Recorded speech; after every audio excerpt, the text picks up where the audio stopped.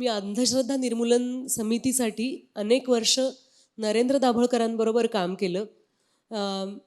नरेंद्र काकांचा खून हे मनावरून कधीही न पुसलं जाणारं एक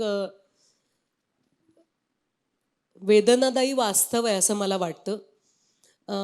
त्यांनी परोपरीने सांगायचा प्रयत्न केला आणि जेवढी अंधश्रद्धा मला समजली ती मी पोचवायचा प्रयत्न केला की देवावर विश्वास हा आपल्या राज्यघटनेने आपल्याला दिलेला अधिकार आहे, तो कोणीच काढून घेत नाही आहे. तुम्ही देवावर विश्वास ठेवू नका, तुम्ही अमुक एका धर्माला जास्त जपा आणि तमुक धर्माबद्दल सगळी सूट देऊन टाका, असं कुठेही अंधश्रद्धा निर्मूलन समितीचं डॉक्टर नरेंद्र दाभोळकरांचं म्हणणं नव्हतं. तो आपापला हक्क आहे, पण कुठल्याही कारणासाठी जेव्हा माणसाचं आर्थिक, लैंगिक, मानसिक शोषण होतं, भ्रूण हत्या होतात, तेव्हा मात्र त्या अंधश्रद्धेला थांबवण्याची गरज असते